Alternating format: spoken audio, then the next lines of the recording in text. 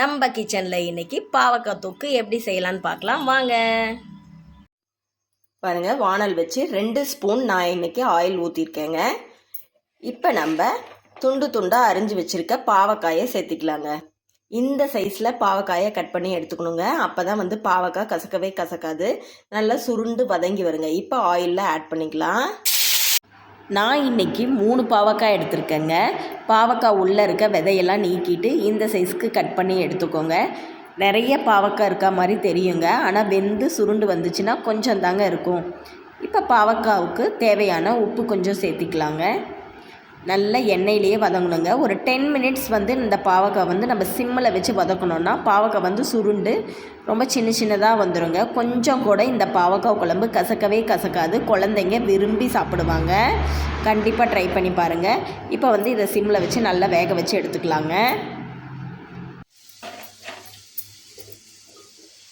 பாவக்காய் நல்லா வேகட்டுங்க. நம்ம அதுக்குள்ளே சின்ன வெங்காயம், பூண்டு எல்லாம் உரித்து அரிஞ்சு எடுத்துக்கலாங்க. பாருங்கள், நம்ம எவ்வளோ பாவக்காய் ஆட் பண்ணோம், எல்லாம் எண்ணெயிலேயே வதங்கிடுச்சுங்க. நான் கொஞ்சம் கூட தண்ணி ஆட் பண்ணவே இல்லை. இந்த அளவுக்கு பாவக்காய் சுருண்டு வதங்கி வரணுங்க. இப்போ நம்ம இந்த பாவக்காயை வேறு பிளேட்டுக்கு சேஞ்ச் பண்ணிக்கலாம். இந்த சைஸ் புளி எடுத்துக்கலாங்க. சுடு தண்ணி ஊற்றி ஊற வச்சிடலாம். பாவக்காய் குழம்புக்கு புளி அதிகமாக சேர்த்துக்கிட்டால் தான் நல்லா இருக்குங்க. அதனால் நான் பெரிய லெமன் சைஸ் புளி எடுத்திருக்கேன். தேவையான பொருட்கள் பாருங்கள். சின்ன வெங்காயம் 1 கைப்பிடி எடுத்திருக்கேங்க. கட் பண்ணல, நான் முழுசாக தான் இன்றைக்கி சேர்க்க போகிறேங்க.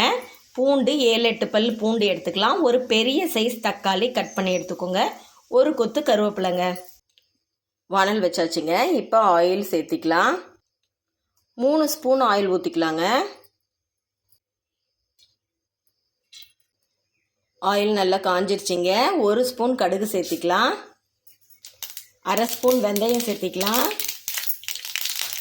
வெந்தயம் கடுகு நல்லா பொரிஞ்சிருச்சிங்க. பூண்டு சேர்த்திக்கலாம். வெங்காயம் சேர்த்திக்கலாம்.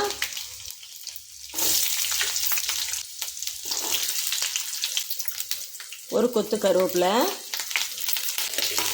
நல்லா ஆயில்லையே வெங்காயம் நல்லா வதங்கட்டுங்க. சின்ன வெங்காயம் முழுசாகவே சேர்த்திக்கோங்க. அந்த பாவக்காய் குழம்புல சின்ன வெங்காயம் ஊறி டேஸ்ட்டாக நல்லா இருக்குங்க. முழுசாக எடுத்து நம்ம சாப்பிடும் போது நல்ல டேஸ்ட்டாக இருக்குங்க. வெங்காயம் வதங்கிடுச்சு. தக்காளி சேர்த்திக்கலாம். கல்லுப்பு சேர்த்திக்கலாம். தக்காளி நல்லா வதங்கட்டுங்க. தக்காளி நல்லா வதங்கிடுச்சுங்க. இப்போ தேவையான தூள்லாம் ஆட் பண்ணிக்கலாம். மஞ்சத்தூள் 1/4 ஸ்பூன், மிளகாய்த்தூள் 2 ஸ்பூன் ஆட் பண்ணி, மல்லித்தூள் 3 ஸ்பூன் ஆட் பண்ணிக்கோங்க. 1/2 ஸ்பூன் சாம்பார் தூள். அவ்வளோதாங்க. நல்லா மிக்ஸ் பண்ணி விடலாம். இந்த தூளோட பச்சை வாசம் போட்டுங்க.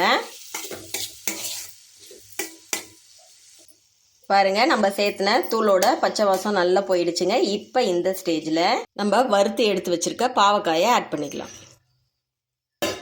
பாவக்காவை சேர்த்தி ஒரு 2 கிளறி விடுங்க. பாவக்காய் அந்த மசாலா கூட நல்லா மிங்கிள் ஆகட்டும். இப்போ நம்ம புளி தண்ணி சேர்த்திக்கலாம். பாருங்க, கரைச்சி எடுத்து வச்சிருக்கேன். அந்த புளி தண்ணி சேர்த்துக்கலாம். நல்லா கிளறி விடுங்க. இந்த குழம்பு நம்மளுக்கு தொக்கு மாதிரி தாங்க இருக்கும். 1 ஸ்பூன் எடுத்து வச்சாலும் நம்ம எவ்வளோ சாப்பாடு வேணால் சாப்பிட்றலாங்க. நல்லா கொதிக்கிட்டுங்க. குழம்பு நல்லா கொதிக்குதுங்க. நம்ம ஊற்றின புளியோட பச்சை வாசம் போட்டுங்க. இப்போ நம்ம சிம்மில் வச்சிடலாம். சிம்மில் வச்சு நல்லா சுண்டுட்டுங்க. 5 மினிட்ஸ் சிம்லேயே இருக்கட்டுங்க. ஒரு 1/4 ஸ்பூன் வெந்தயத்தூள் ஆட் பண்ணிக்கோங்க. ஆல்ரெடி நம்ம முழுசாக வெந்தயம் தாளிக்கும் போது சேர்த்திருக்கோம். 1/4 ஸ்பூன் வெந்தயத்தூள் ஆட் பண்ணிக்கலாம். நல்லா டேஸ்ட்டாக இருக்குங்க பாவக்காய் குழம்பு. பாருங்கள், நம்ம ஊற்றின ஆயில் எல்லாம் நல்லா பிரிஞ்சு வந்திருக்குங்க. குழம்பும் நல்லா சுண்டி வந்துருச்சு. இப்போ இந்த ஸ்டேஜில் நம்ம குழம்பு ஆஃப் பண்ணிடலாம். நீங்கள் 1 ஸ்பூன் இருந்துச்சுன்னா போதுங்க. இந்த குழம்பு நம்ம வயிறு நம்ப சாப்பிட்லாங்க. கண்டிப்பாக இந்த குழம்பை நீங்களும் வீட்டில் ட்ரை பண்ணி பாருங்கள். வயிறு சம்பந்தமான எந்த பிரச்சனையும் குழந்தைங்களுக்கு வராது. வயிற்றுல குடல் புழு, இந்த சின்ன சின்ன பூச்சிகள்லாம் இருந்துச்சுன்னா இந்த பாவக்காய் குழம்பு சாப்பிட்டா அதெல்லாம் மோஷன் வழியாக குழந்தைங்களுக்கு வந்துடுங்க. எந்த ப்ராப்ளமும் இருக்காது. வயிறு வலி அந்த பிரச்சனை எதுவுமே குழந்தைங்களுக்கு வராதுங்க.